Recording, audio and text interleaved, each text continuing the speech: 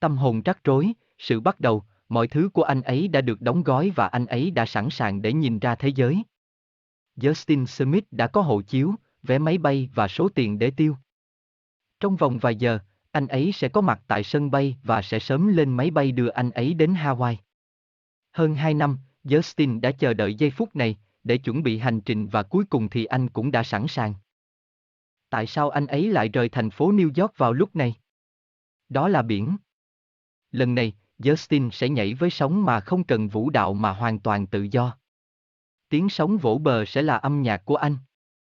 Phấn khích, anh ấy liếc nhìn trên vé máy bay của mình, United Airlines, New York đến Honolulu 10 giờ 15 phút sáng ngày 8 tháng 9 năm 2017. Anh ấy nhận ra rằng chính là nó và anh ấy sẽ ở trên máy bay trong 7 giờ. Để đến Hawaii. Chuyến bay, tiếp viên hàng không nghiêm túc yêu cầu anh thắt dây an toàn. Máy bay đã bay được 30 phút khi hành khách ngồi trên ghế bên cạnh thông báo rằng điện thoại của anh ta rơi ra khỏi túi. Anh ta cảm ơn hành khách, tuy nhiên, anh ta được hỏi về điểm đến cuối cùng của mình. Hơi ngạc nhiên khi được hỏi, anh trả lời Honolulu. Ồ, phu nhân nói. Tên tôi là Sally, rất vui được đi cùng bạn. Xin lỗi, tôi không thực sự thoải mái khi bay, nhưng tôi cũng phải quay lại Honolulu. Tôi ở với bố mẹ ở đó, Justin trong khi đó, phát hiện ra rằng Sally có lẽ ở độ tuổi đôi mươi. Không thực sự muốn nói chuyện với cô ấy, Justin đã chuẩn bị cho mình một giấc ngủ ngắn. Trong khi đó, Sally cầm một cuốn tạp chí du lịch và bắt đầu đọc trên các trang của nó. Cô ấy vẫn đang ở một nửa trên trang đầu tiên của tạp chí. Khi màn hình thắt dây an toàn của bạn sáng lên. Ngay lập tức, Sally cố gắng thắt dây an toàn, rõ ràng, một chút lo lắng và tạo ra một sự náo động nhẹ trên ghế của cô ấy. Điều đó đã không thoát khỏi sự chú ý của Justin. Bạn có ổn không Sally? Vâng, tôi sẽ ổn, tốt, Justin trả lời lại, là một quý ông, Justin đã an ủi cô trong lúc máy bay gặp sóng gió, tuy nhiên, Sally, mặc dù rất cảm ơn cử chỉ của Justin, nhưng không tránh khỏi việc không làm phiền Justin trong giấc ngủ ngắn cần thiết của anh ấy. 7 giờ chuyến bay thử thách của Sally sắp kết thúc, bởi vì, thuyền trưởng đã thông báo rằng việc chạm xuống sẽ diễn ra sau 10 phút nữa. Bạn có thể nhìn thấy những chuyển động của hành khách đang chuẩn bị cho mình. Justin kiểm tra Sally, người đã an tâm phần nào. Sally rất cảm ơn Justin và đưa cho anh ấy tấm thẻ có ghi địa chỉ và thông tin liên lạc của cô ấy. Tôi thấy bạn là một chàng trai tốt, hãy giữ thẻ của tôi. Sally nói, cảm ơn Sally, đánh giá cao điều đó, tôi chắc chắn sẽ liên lạc với bạn, cẩn thận, Justin nói, phòng khách sạn, Justin đến khách sạn nhỏ đã đặt trước của anh ấy vào khoảng 6 giờ tối. Anh thu xếp đồ đạc trên giường khách sạn, nhanh chóng nhìn ra ngoài cửa sổ và thưởng thức quang cảnh đại dương. Anh kiểm tra túi của mình. Lấy thẻ của Sally và nhét vào ví một cách an toàn. Anh ấy đang mong đợi một môi trường thư giãn, không căng thẳng, anh ấy và vùng biển tránh xa sự hỗn loạn có tổ chức của thành phố New York. Tin nhắn từ Sally, anh vừa chuẩn bị xong trong phòng khách sạn thì nghe thấy tiếng gõ cửa. Sử dụng lỗ nhìn trộm của mình, anh nhìn thấy Bobby với một phong bì tin nhắn trên tay. Anh mở cửa và anh biết rằng tin nhắn là mới. Nếu không, điều đó có thể được đưa cho anh ta khi nhận phòng. Anh ta yêu cầu Bobby đợi trong khi anh ta đọc tin nhắn, cô nương còn ở đại sảnh sao? Anh hỏi Bobby, xin lỗi ngài, tin nhắn đã được chuyển cho tôi tại lễ tân, nhưng ngài có muốn tôi chuyển trang tại sảnh đợi và gọi lại cho ông không? Bobby nói, không, cảm ơn, không sao đâu. Justin đáp lại, tiễn người gác cổng. Anh đóng cửa và đọc lại tin nhắn, chào mừng bạn đến Hawaii, tôi chỉ muốn làm bạn ngạc nhiên, Sally, các kế hoạch cho Sally. Anh ta lấy thẻ của Sally và cố gắng gọi cho cô ấy, để biết làm thế nào cô ấy biết khách sạn của anh ta. Nhưng anh quyết định sẽ gọi cho cô ấy sau. Anh chỉ muốn kết thúc việc ổn định, tắm rửa và chuẩn bị cho bữa tối của mình tại nhà hàng ở sảnh đợi. Nhưng điều đó vẫn không ngăn anh ta tự hỏi làm thế nào Sally tìm thấy khách sạn của mình. Cuối cùng, anh ấy có thời gian để khám phá khách sạn của mình, thăm sảnh đợi và trò chuyện với đội trưởng Bell. Anh ta chỉ được thông báo rằng thật may mắn cho anh ta là có phòng, khách sạn đã được đặt trước và các khách sạn khác cũng vậy. Justin đang đi nghỉ và không phải đi công tác. Vì vậy, anh không có gì phải lo lắng về thời hạn, chỉ cần làm thế nào để tận hưởng thời gian tự do và lịch trình rảnh rỗi của mình. Anh ghé qua cửa sổ của sảnh đợi để tìm những món quà lưu niệm đẹp. Sau khi đảm bảo một chỗ ngồi trong nhà hàng ở sảnh đợi và quyết định thực đơn của mình, Justin gọi cho người phục vụ đồ ăn và hỏi xem liệu anh ấy có thể có một chỗ ngồi cho hai người vào ngày mai mà không cần đặt trước hay không. Anh ta đã lên kế hoạch mời Sally, nhưng sẽ không đặt trước nếu không có sự xác nhận từ Sally. May mắn thay, anh ấy đã được đảm bảo về không gian nếu họ sẽ xuất hiện vào lúc 7 giờ tối, khảo sát khu vực. Sau khi ăn tối xong, Justin quyết định đi bộ ra ngoài khách sạn. Cuộc sống về đêm của Honolulu sôi động và hỗn loạn. Khách du lịch thuộc các quốc tịch khác nhau đã ở khắp mọi nơi. Và, Justin chỉ là một trong số họ. Troubled soul, the beginning, his things were packed and he was ready to see the world. Justin Smit got his passport, airline ticket and the money to spend. Within few hours, he'll be at the airport and would soon board the plane that would send him to Hawaii. For more than 2 years, Justin waited for this moment to prepare his journey and finally he was ready. Why was he leaving New York City for now? Well, it's the sea.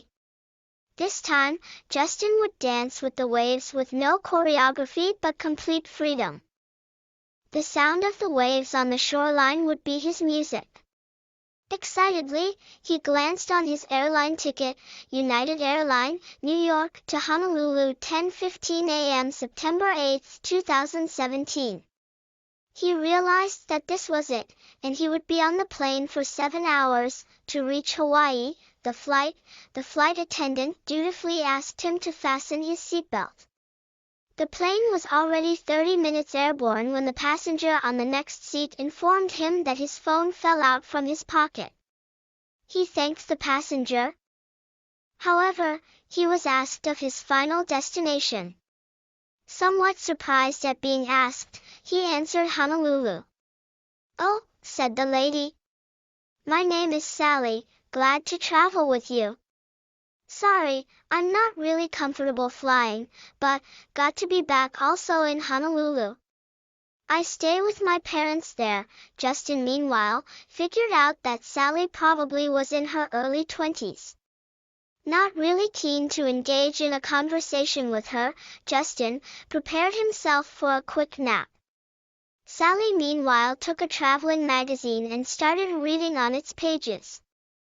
She's still half on the first page of the magazine when the "Fasten Your Seatbelt" display lights up. Instantly, Sally grappled on her seatbelt, obviously a little bit nervous and creating a mild commotion on her seat. That did not escape the attention of Justin. "Are you okay, Sally?" "Yes, I'll be okay, good," Justin answered back. Being a gentleman, Justin comforted her while the plane was experiencing a turbulence. However, Sally, though very thankful of Justin's gesture, can't avoid not bothering Justin on his much-needed nap. The 7 hours flight ordeal of Sally was about to end, because the captain announced that touchdown would be in another 10 minutes. You could see movements of passengers preparing themselves. Justin checked Sally, who was somewhat relieved. Sally was very thankful of Justin and gave him her card with her address and contact information. "I found you to be a nice guy, please keep my card." Sally said, "Thank you, Sally, appreciate that, I'll get in touch for sure, take care," said Justin. The hotel room, Justin reached his reserved small hotel already around 6 p.m. He settled his belongings on his hotel bed, quickly looked outside the window and enjoyed the view of the ocean. He checked his pocket and took Sally's card and safely inserted it in his wallet. He was looking forward to a stress-free, relaxing environment, him and the sea away from New York City's organized chaos. Message from Sally. He barely finished settling himself in his hotel room when he heard knocks on his door. Using his peephole, he saw the bellboy with a message envelope in his hand. He opened the door and he knew that the message was new, otherwise, that could have been given to him upon check-in.